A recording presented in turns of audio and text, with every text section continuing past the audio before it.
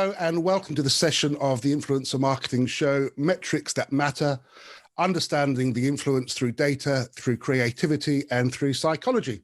I'm Scott Guthrie, an Influencer Marketing Management Consultant, and I'm delighted to be joined by Marianne Fakenas, by Emily Trenmouth, and by Daniel Sanchez.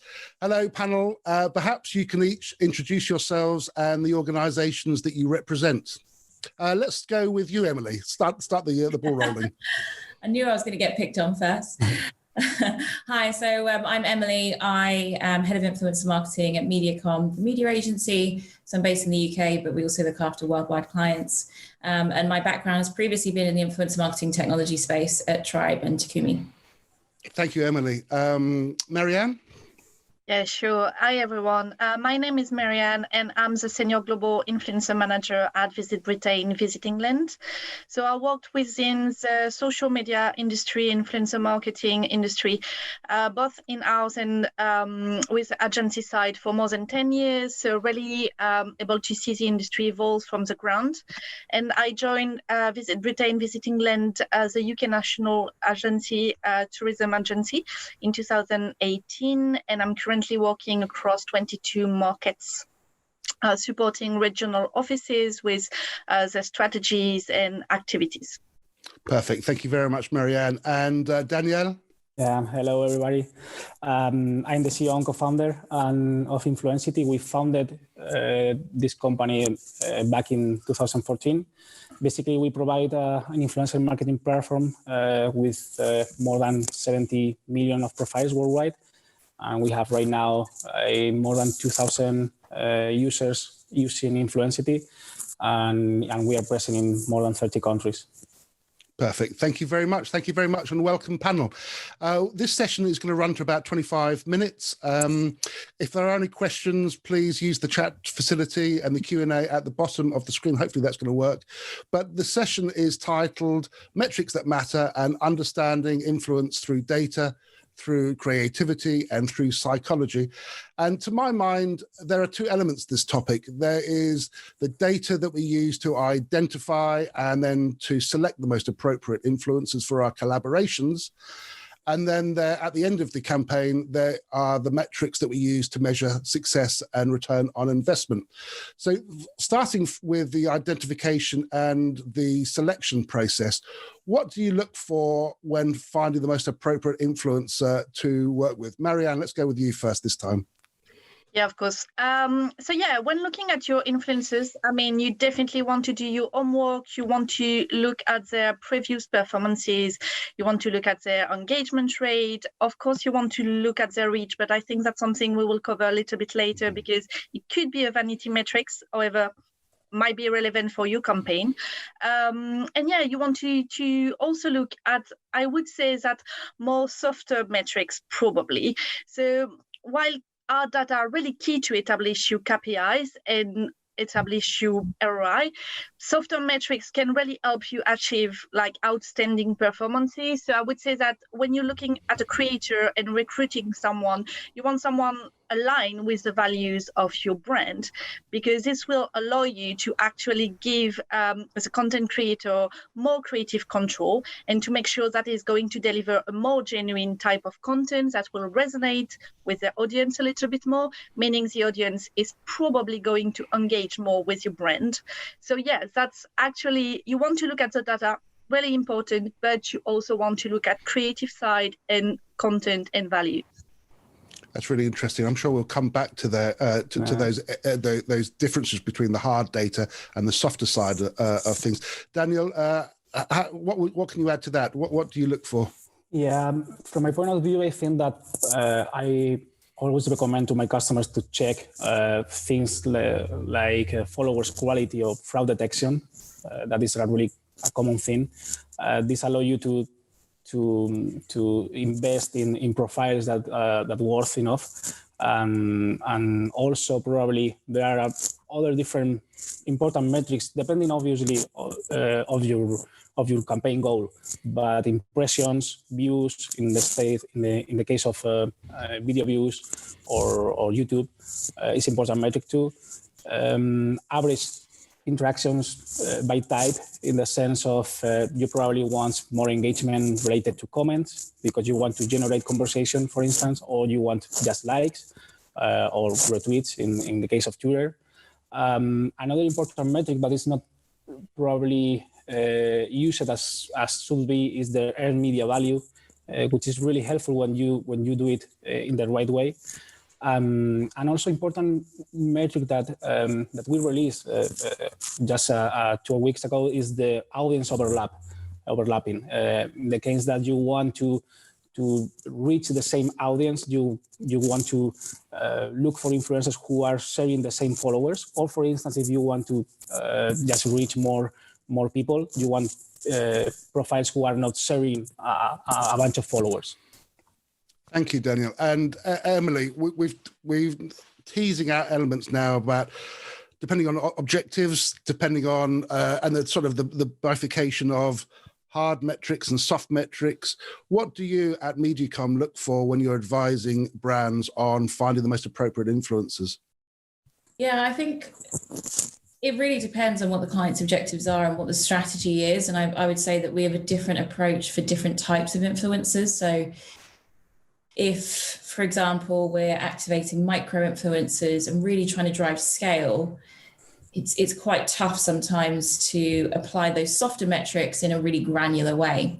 And really it's kind of looking at what the purpose, I guess, of that kind of part of the activation is. So if we're trying to drive scale, we can look at those really sort of those harder metrics and sort of really understand robustly, where are their audience based? Who are their audience? Are we targeting the right people?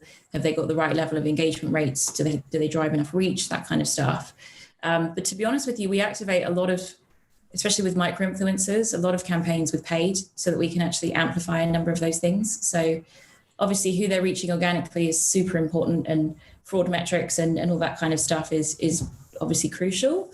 But once we get to that point, it's really great that we can actually now directly amplify influencer content via the influencer handle. And we're finding a lot of success in doing that. So I'd say more on the sort of micro to mid-tier influencer side, that's the sort of approach that we look at. And then when you look at influencers in more of a sort of in-depth partnership, so sort of macro influencers or even some mid, it doesn't really matter on the level, I guess. It depends on the strategy. But that's where we start to apply a lot more softer metrics.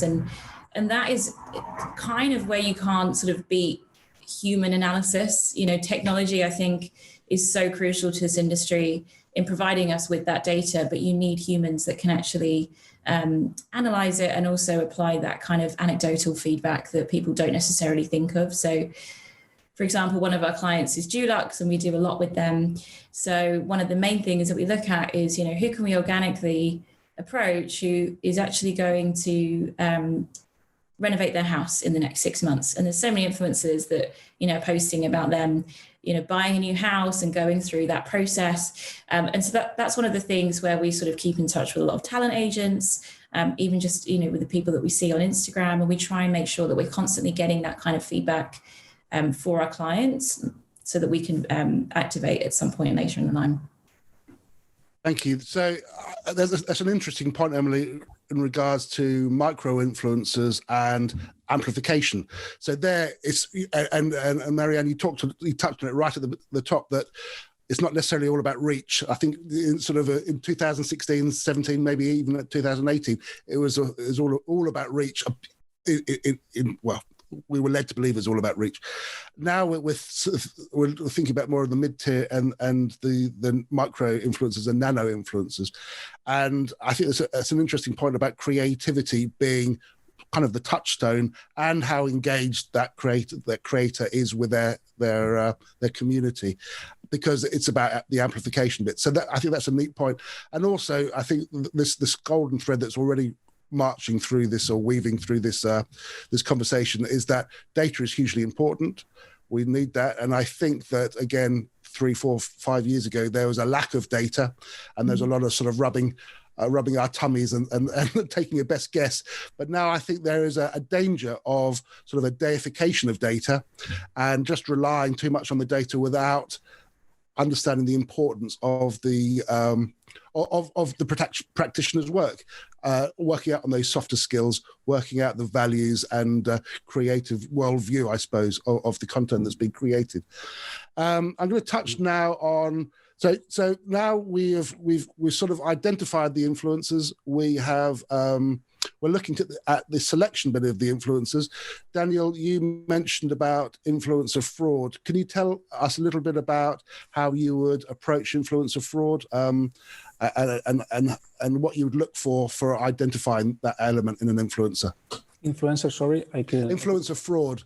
You mentioned in your response that when you're identifying an influencer, you look to see if they had engaged in influencer fraud. Yeah, well, as I think that it's really important that as you guys say that the creativity of the human thing with influencers, also the data together is the what is going to make a campaign successful. In our case, when we want to measure these things, we used to identify economic metrics related to other metrics. For instance, when we talk about engagement rate, we compare it with the CPE, that is the cost per engagement or cost per interaction, in that case, cost per impression also. So in this way, we can see if an engagement rate of 5% or 10% worth enough with the budget that you are going to spend. So in this way, you can also do both things. You can identify influencers, and you can also, because of the historical data, and you can also measure or track the campaigns. Thank you very much. Okay, so I think to sum up this bit, we need to look for the hard metrics and the soft metrics. And I've just jotted down some of the hard metrics that we might consider. So it's reach, size of audience, engagement rates, just to echo your point there, Daniel, geolocation of the audience, gender, age. What other hard metrics have I missed from that list? From my point of view, there are... Well, from anyone, not just you, Daniel. I don't want to put you on the spot again. Have I missed anything else important? I think actual reach, how many people they reach organically is important. Could you just explain very briefly what the difference, what you mean by actual reach or real reach? Yeah, so you have potential reach, which is basically someone's total audience size. So if someone has 1 million followers, that's their potential reach. But with the way that, in particular with Instagram, the algorithm works is that you don't reach 100% of your audience. In most cases, it's usually around about the 25% mark, but it could fluctuate either way depending on the creator. And I guess since they changed their algorithm a couple of years ago to feeding you content that you interact with and want to see, it means that the audience that are actually going to be seeing that content are technically people who are the most engaged with that influencer. So someone's actual reach would be the amount of people that are actually reaching out that potential 1 million, if that makes sense. That makes perfect sense to me, Emily. And then in terms of the softer metrics, I'm guessing, well, we've touched on this already. There's the creativity, the tone of voice, the past collaborations, their sort of worldview, the ethics and values that they hold, whether they disclose their paid for content. Anything else that we should be looking for before I wrap up this section in terms of softer metrics? I guess alignment with the brand. Yeah. Beyond sort of values, are they the sort of person that would be a typical consumer of that brand? Are they already sharing content about that brand? And I think that's where tools and technology can actually help you as well, because you can start to use keyword searches to understand if they've mentioned them before. Thank you very much, Emily. So now we've identified the most appropriate influencers. We've selected the most appropriate influencers. We've vetted them effectively. Now we're assuming we've done an amazing creative job in the campaign, and it's time to measure the success. So turning to the back end of the work, how do we measure success? How do we measure return on investment? Marianne, could you kick us off? Yeah, I will start, because I think for tourism it's a little bit different, because we're basically not selling any projects or things like that. However, we still want to generate a return on investment and make sure that we can actually measure our success. And I think Emily had a very good point. It was all about objectives. And back at the beginning, if you want to measure your success at the end, you need to have KPIs. Like you can't start a campaign without knowing where you're going. And I think it's really, really important. And again, KPIs will be defined depending on your objective. So you don't always want to look at the same data. So for example, we had a campaign recently. We launched a new domestic campaign, Escape the Everyday, around encouraging people to travel safely around England and discovered what was on their doorstep, taking short breaks. Obviously, the campaign is on pause at the moment for at least 4 weeks. But the idea was to also work with influencers to support this campaign across all the nations. And our aim was to deliver the safety message, but also to create amazing content that people can interact with. And in that point, like, it wouldn't have made sense to work with macro influencers, huge influencers that wouldn't engage. So what we looked at was really to measure the success, was to look at the type of content that was created, the type of interaction we generated, positive comment, positive feedback from the audience. And again, as Emily said, that's something we were able to boost with a paid social campaign on top of that, meaning that we can actually have success directly with influencers, but working in a more integrated way, having own and paid channels working all together will give us more good results and really allow us to measure success in a more, I would say, relevant way than just focusing on a few data that influencers can deliver. Thank you very much, Marianne. And I know you're keen to jump in there, Danielle. Perhaps you can add some points there. Yeah, I think I'm completely agreed. You need to know that your KPIs before launching a campaign. Is the only way that you can measure after that. I will say that there are many types of campaigns, obviously, but I will say that there are the performance campaigns where you should track probably more digital metrics like CPI, cost per install, if you are a mobile app, for instance, or CPM, cost per mile, if you want impressions. Also CPC, if you want clicks to deliver traffic to your website. Probably these are more the common one in any digital marketing strategy. And this will be probably related to e-commerce or digital products, let's say. And then there are other type of metrics or other type of campaigns more related to, let's say, brand awareness, brand visibility, things like that, more for PR strategies, like share of voice. It could be one that is measured through the comments that the post is receiving different comments. Obviously, you have to track positive comments and negative comments in order to see if the campaign has been delivered in a good way. Also, as I said before, the earned media value. If you do it right, if you measure this metric right, it's difficult. I mean, it's not for everyone, but if you do it right, it's going to give you a lot of data for future campaigns. Perfect. Thank you very much. So we're seeing here that what you measure depends on what your objectives are. We're seeing that the objectives can be more performance campaigns or elsewise. And Marianne said, it's about building awareness. It's not about selling a product, although you could argue that the country or hospitality is a product. We said the importance of KPIs because how do you know if you've arrived if you don't know where you're going? So you need to measure that. Emily, what have I missed? What do you look for at GroupM when you're measuring campaigns? Yeah, I mean, it's a tricky one. That is like the $1 billion question in the industry, isn't it? How the hell do we measure this in the most effective way? And it's such a hard question to answer because it's so unique to every single brand, and at Mediacom, we work with, major household brands. So it's really difficult for us to directly attribute ROI and conversions in most cases. And I think that's the beauty of sort of really innovative D2C brands that are coming out there because they're building their businesses on Instagram through influencers. You look at people like Frank Body Scrub, who have been around for years and years, and Gymshark, and you know, those kind of companies that are coming out, and they're kind of leading the path for everyone else. So for us, we have to take a different approach. And I guess the great thing about being a media agency is that we control their other media. So we try and bring influencers into that piece and kind of activate everything all under the one umbrella.